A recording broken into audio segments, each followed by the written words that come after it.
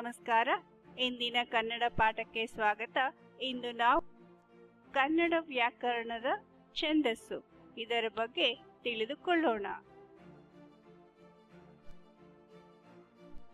ತಿರುಕನೋರ್ವ ನೂರ ಮುಂದೆ ಮುರುಕು ಧರ್ಮಶಾಲೆಯಲ್ಲಿ ಹೊರಗಿರುತ್ತಲೊಂದ ಕನಸ ಕಂಡನೆಂತೆನೇ.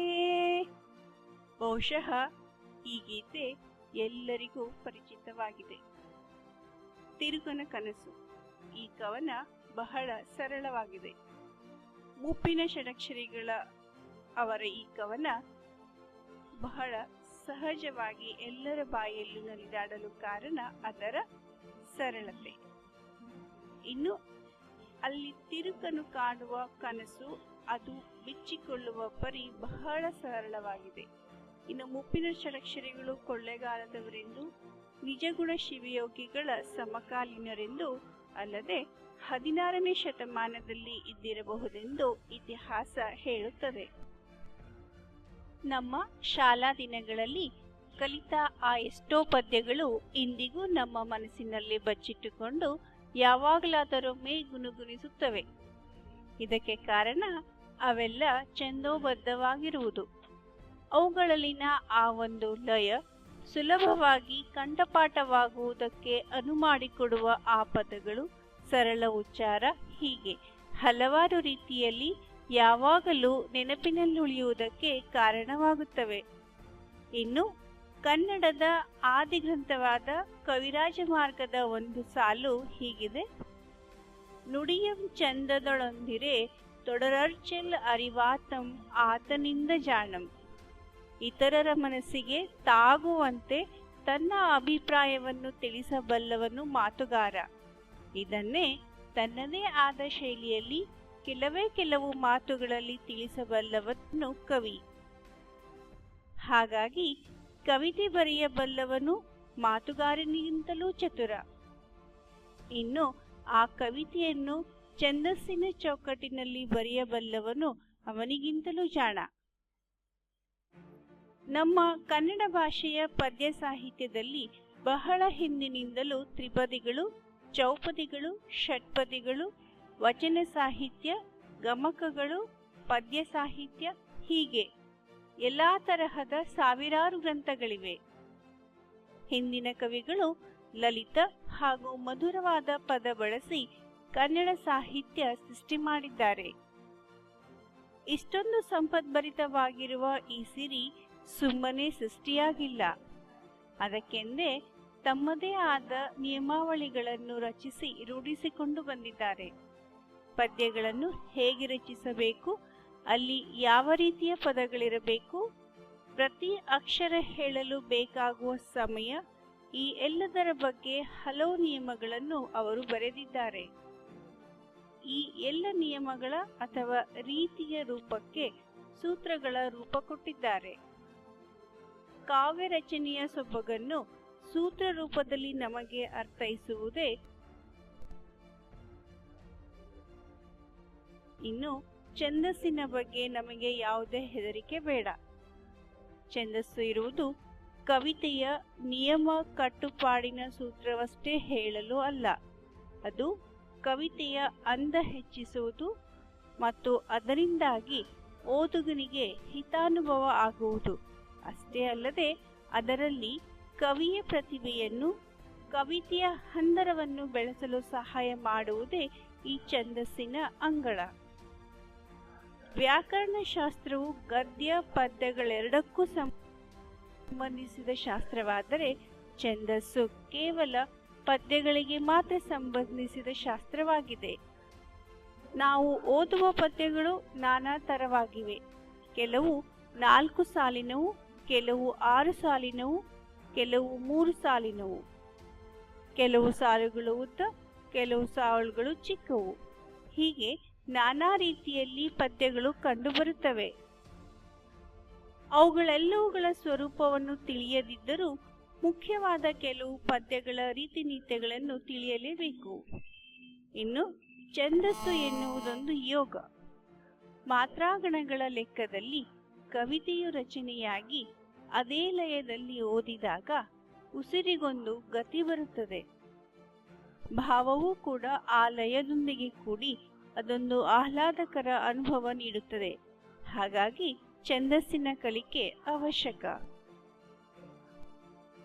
ಇನ್ನು ಛಂದಸ್ಸು ಏನು, ಏಕೆ, ಹೇಗೆ ಎಂದು ತಿಳಿಯೋಣ. ನಾವು ಈಗಾಗಲೇ ಮಾತನಾಡಿದಂತೆ ಪದ್ಯವನ್ನು ರಚಿಸುವ ಶಾಸ್ತ್ರವನ್ನು ಛಂದಸ್ಸು ಎಂದು ಕರೆಯುತ್ತೇವೆ. ಛಂದಸ್ಸಿನ ಶಾಸ್ತ್ರದ ಪ್ರಕಾರ ರಚಿತವಾದ ಪದ್ಯವನ್ನು ಛಂದೋಬದ್ಧ ಪದ್ಯ ಎಂದು ಕರೆಯುತ್ತಾರೆ. ಅಲ್ಲದೆ ಛಂದೋಬುದಿ ಎಂಬ ಈ ಗ್ರಂಥದಲ್ಲಿ ಕನ್ನಡ ಛಂದಸ್ಸಿಗೆ ಸಂಬಂಧಿಸಿದ ಎಲ್ಲ ವಿಷಯಗಳು ಹೇಳಲ್ಪಟ್ಟಿವೆ.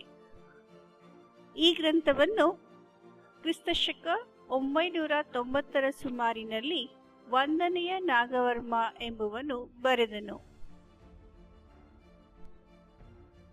ಇನ್ನು ಛಂದಸ್ಸಿನ ವಿಭಾಗಗಳನ್ನು ನಾವು ಗಮನಿಸುವುದಾದರೆ ಇದರಲ್ಲಿ ಮುಖ್ಯವಾಗಿ 3 ವಿಭಾಗಗಳಿವೆ.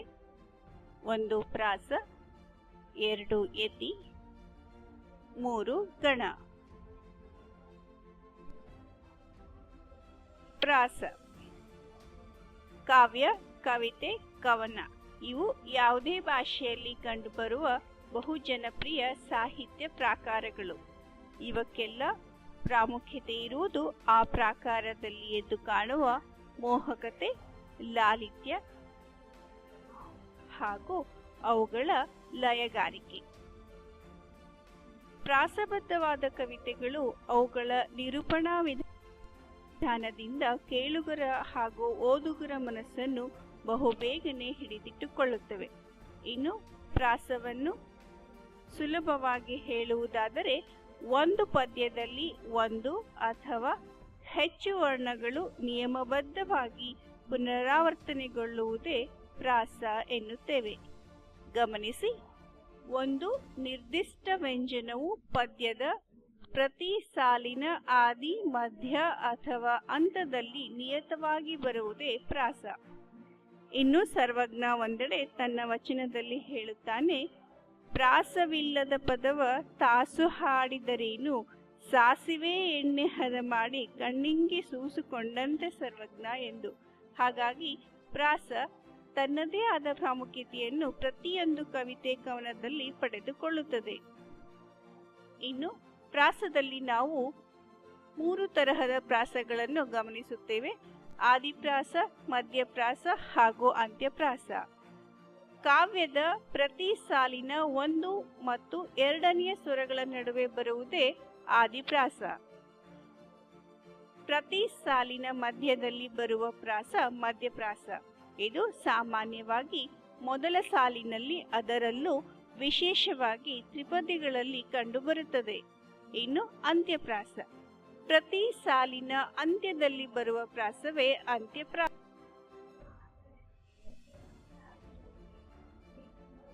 ಯತಿ ಯಾವುದೇ ಪದ್ಯ, ಕವಿತೆ, ಕವನ ಇವುಗಳನ್ನು ವಾಚಿಸುವಾಗ ಅಥವಾ ಗಾಯನದಲ್ಲಿ ಅದರ ಅರ್ಥ ಬದಲಾಗದಂತೆ ಮತ್ತು ಹೇಳುವ ಅಥವಾ ಹಾಡುವ ಗತಿಗೆ ಉಸಿರು ತೆಗೆದುಕೊಳ್ಳುವ ಜಾಗಕ್ಕೆ ನಾವು ಯತಿ ಎನ್ನುತ್ತೇವೆ. ಯತಿ ಎಂದರೆ ಉಚ್ಚಾರಣೆಗೆ ಸಂಬಂಧಿಸಿದ ವಿಚಾರ, ಆದರೆ ಅಕ್ಷರ ಸ್ವರೂಪಕ್ಕಲ್ಲ. ಕವಿರಾಜ ಮಾರ್ಗದ ಒಂದು ಸಾಲು ನೆನಪಿಸುವಂತೆ, ಯತಿ ಎಂಬುದು ಉಸಿರುವ ತಾಣಂ. ಒಂದು ಗತಿಯಿಂದ ಮತ್ತೊಂದು ಗತಿಗೆ ಬದಲಾಗುವಾಗಲೆಲ್ಲ ನಿಲುಗಡೆ ಉಚ್ಚಾರಣೆ ಸಮಯದಲ್ಲಿ ಕೇಳಸಿಗುತ್ತದೆ. ಇದೇ ಇದರ ಮೂಲ ಆಶಯ. ಮತ್ತೊಮ್ಮೆ ಗಮನಿಸಿ, ಯತಿ ಎಂದರೆ ಕಾವ್ಯವನ್ನು ವಾಚಿಸುವಾಗ ಅದರ ಅರ್ಥಕ್ಕೆ ಅಡ್ಡಿಯಾಗದಂತೆ ಉಸಿರು ತೆಗೆದುಕೊಳ್ಳಲು ನಿಲ್ಲಿಸುವ ಜಾಗ. ಹೀಗೆ ಗೊತ್ತಾದ ಸ್ಥಳಗಳಲ್ಲಿ ನಿಲ್ಲಿಸಿದಾಗ ಅದರ ಅರ್ಥ ಕೆಡುವಂತಿರಬಾರದು. ಅಲ್ಲದೆ ಕನ್ನಡ ಕವಿಗಳು ಪ್ರಾಸಕ್ಕೆ ಮಾತ್ರ ಪ್ರಾಧಾನ್ಯತೆ ಕೊಟ್ಟು ಯತಿಯ ನಿಯಮವನ್ನು ಮಿಕ್ಕಿದ್ದಾರೆ. ಹಾಗಾಗಿ ಯತಿಯ ನಿಯಮಗಳು ಕನ್ನಡ ಕಾವ್ಯಗಳಲ್ಲಿ ಅಷ್ಟು ಮುಖ್ಯವಲ್ಲ. ಹಾಗಾಗಿ ಯತಿಯ ನಿಯಮಗಳ ಬಗ್ಗೆ ಈ ಪಾಠದಲ್ಲಿ ವಿವರಣೆ ಕೊಡಲಾಗಿಲ್ಲ. ಇನ್ನು ಗಣ. ಗಣ ಎಂದರೆ ಗುಂಪು. ಕೆಲವು ನಿಯಮಗಳಿಗೆ ಅನುಸಾರವಾಗಿ ವಿಂಗಡಿಸಿದ ಅಕ್ಷರಗಳ ಗುಂಪುಗಳನ್ನು ನಾವು ಗಣ ಎಂದು ಕರೆಯುತ್ತೇವೆ. ಛಂದಸ್ಸಿನಲ್ಲಿ ಮಾತ್ರಾಗಣ, ಅಕ್ಷರಗಣ, ಅಂಶಗಣಗಳೆಂಬ 3 ವಿಧದ ಗಣಗಳಿವೆ. ಕೆಲವು ಪದ್ಯಗಳನ್ನು ಮಾತ್ರೆಯ ಆಧಾರದಿಂದ ವಿಂಗಡಿಸಿದರೆ ಇನ್ನು ಕೆಲವುಗಳನ್ನು ಪದ್ಯಗಳಲ್ಲಿ ಅಕ್ಷರಗಳ ಗುಂಪುಗಳಾಗಿ ವಿಭಾಗಿಸುತ್ತಾರೆ. ಅಲ್ಲದೆ ಇನ್ನೂ ಒಂದು ಅಂಶಕ್ಕೆ ಒಂದೊಂದು ಗಣವನ್ನು ವಿಂಗಡಿಸುತ್ತಾರೆ. ಅದಕ್ಕೆ ನಾವು ಅಂಶಗಣವೆಂದು ಸಹ ಕರೆಯುತ್ತೇವೆ. ಹಾಗಾಗಿ ಗಣಗಳಲ್ಲಿ 3 ವಿಭಾಗಗಳಿದ್ದು ಮಾತ್ರಾಗಣ, ಅಕ್ಷರಗಣ ಮತ್ತು ಅಂಶಗಣಗಳೆಂಬ ವಿಭಾಗಗಳನ್ನು ನಾವು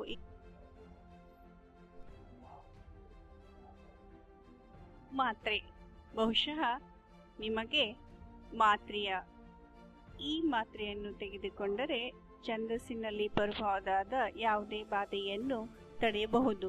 ಇನ್ನು ಈ ಮಾತ್ರೆಯಲ್ಲಿ ಲಘು, ಗುರು ಹಾಗೂ ಪ್ರಸ್ತಾರ ಇದರ ಬಗ್ಗೆ ಕೆಲವು ಮಾಹಿತಿಗಳನ್ನು ನಾವು ಈಗ ತಿಳಿದುಕೊಳ್ಳೋಣ. ಮಾತ್ರೆ ಇದು ಛಂದಸ್ಸಿಗೆ ಸಂಬಂಧಿಸಿದ ಒಂದು ಪದ. ಇದರಲ್ಲಿ ಯಾವುದೇ ಅಕ್ಷರವನ್ನು ಉಚ್ಚರಿಸಲು ಬೇಕಾದ ಕಾಲವನ್ನು ಮಾತ್ರೆ ಎಂಬ ಮಾನದಿಂದ ಅಳೆಯಲಾಗುವುದು. ಉದಾಹರಣೆಗೆ ಅ ಎಂಬ ಅಕ್ಷರವನ್ನು ನಾವು ಎಳೆಯದಂತೆ ಹಾಗೂ ಮೊಟಕುಗೊಳಿಸದಂತೆ ಉಚ್ಚಾರ ಮಾಡುವುದಕ್ಕೆ ಬೇಕಾಗುವ ಕಾಲವೇ ಒಂದು ಮಾತ್ರ ಕಾಲ. ಇದರಲ್ಲಿ ಲಘು ಹಾಗೂ ಗುರು ಎಂದು 2 ಮಾತ್ರ ಕಾಲವನ್ನು ನಾವು ಗುರುತಿಸುತ್ತೇವೆ. ಲಘು 1 ಮಾತ್ರ ಕಾಲದಲ್ಲಿ ಉಚ್ಚರಿಸಲ್ಪಡುವ ಅಕ್ಷರಗಳು. ಹಾಗೆ ಇದನ್ನು ಆಂಗ್ಲ ಭಾಷೆಯ ಯು ಈ ಅಕ್ಷರದಿಂದ ಗುರುತಿಸಲಾಗುತ್ತದೆ. ಇನ್ನು ಗುರು 2 ಮಾತ್ರ ಕಾಲದಲ್ಲಿ ಉಚ್ಚರಿಸಲ್ಪಡುವ ಅಕ್ಷರಗಳನ್ನು ನಾವು ಗುರು ಎಂದು ಕರೆಯುತ್ತೇವೆ. ಇನ್ನು ಪ್ರಸ್ತಾರ ಲಘು ಹಾಗೂ ಗುರುಗಳನ್ನು ಗುರುತಿಸುವ ಒಂದು ಕ್ರಿಯೆಯನ್ನು ಪ್ರಸ್ತಾರ ಹಾಕುವುದು. ಲಘು ಈಗ ನಾನು ಹೇಳುವ ಅಕ್ಷರಗಳನ್ನು ಎಲ್ಲೂ ನಿಲ್ಲಿಸದೆ ಒಮ್ಮೆ ಜೋರಾಗಿ ಹೇಳಿ ನೋಡಿ. ಅ, ಇ, ಉ, ರು, ಎ, ಓ, ಕ, ಖ. ಇಲ್ಲಿ ಗಮನಿಸಿ, ಈ ಅಕ್ಷರಗಳನ್ನು ಹೇಳಲು ನಮಗೆ ಬೇಕಾಗದ್ದು ಬಹಳ ಕಡಿಮೆ ಸಮಯ. ಬಹುಶಃ ಇದನ್ನು 1 ಚಿಟಿಕೆಯಷ್ಟು ಕಾಲ ಎನ್ನಬಹುದು. ಹಾಗಾಗಿ ಅ, ಇ, ಉ, ರು, ಎ, ಓ ಈ ಮುಂತಾದ ಅಕ್ಷರಗಳನ್ನು ಹೇಳಲು 1 ಚಿಟಿಕೆಯಷ್ಟೇ ಕಾಲ ಬೇಕಾಗುವುದು. ಇದನ್ನು ನಾವು ಛಂದಸ್ಸಿನ ಭಾಷೆಯಲ್ಲಿ ಲಘು ಎಂದು ಕರೆಯುತ್ತೇವೆ. ಹಾಗೆ ಇದನ್ನು ಆಂಗ್ಲ ಭಾಷೆಯ ಯು ಅಕ್ಷರದಿಂದ ಸಹ ಸೂಚಿಸುತ್ತೇವೆ. ಇನ್ನು ಗುರು ನಾನು ಹೇಳುವ ಈ ಅಕ್ಷರಗಳನ್ನು ಒಮ್ಮೆ ಹೇಳಿ ನೋಡಿ.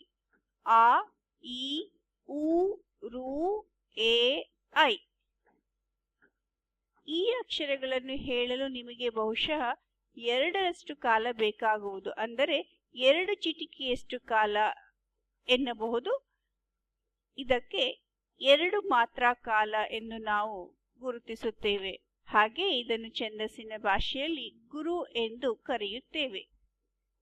ಇನ್ನು ಗುರುಗಳಾಗುವ ಅಕ್ಷರಗಳು ಎಲ್ಲಾ ದೀರ್ಘ ಸ್ವರಗಳು, ದೀರ್ಘ ಸ್ವರದಿಂದ ಕೂಡಿದ ಗುಣಿತಾಕ್ಷರಗಳು, ಅನುಸ್ವಾರ ವಿಸರ್ಗಗಳಿಂದ ಕೂಡಿದ ಅಕ್ಷರಗಳು, ಒತ್ತಕ್ಷರದ ಹಿಂದಿನ ಅಕ್ಷರ, ವ್ಯಂಜನಾಕ್ಷರದ ಹಿಂದಿನ ಅಕ್ಷರ, ಷಟ್ಪದಿಯ ಪದ್ಯಗಳಲ್ಲಿ ಬರುವ 3ನೇ ಹಾಗೂ 6ನೇ ಸಾಲಿನ ಕೊನೆಯಲ್ಲಿರುವ ಅಕ್ಷರಗಳು ಸಹ ಗುರುಗಳೆನಿಸುವವು. ಇನ್ನು ಕೆಲವು ಉದಾಹರಣೆ ನೋಡೋಣ. ದೀರ್ಘಾಕ್ಷರ ಶಾಲೆ ಇದರ ಉದಾಹರಣೆ. ಇನ್ನು ಒತ್ತಕ್ಷರದ ಹಿಂದಿನ ಅಕ್ಷರಕ್ಕೆ ಉದಾಹರಣೆ ಬತ್ತಿಹುದು. ಅನುಸ್ವಾರದಿಂದ ಕೂಡಿರುವ ಅಕ್ಷರ ಬಂದನು. ನಿಸರ್ಗದಿಂದ ಕೂಡಿರುವ ಅಕ್ಷರ ದುಃಖ. ವ್ಯಂಜನಾಕ್ಷರದಿಂದ ಕೂಡಿದ ಅಕ್ಷರ ಮನದೋಳ್. ಐ ಸ್ವರವಿರುವ ಅಕ್ಷರ ಕೈ ಮುಗಿ. ಔ ಸ್ವರವಿರುವ ಅಕ್ಷರ ಮೌನ.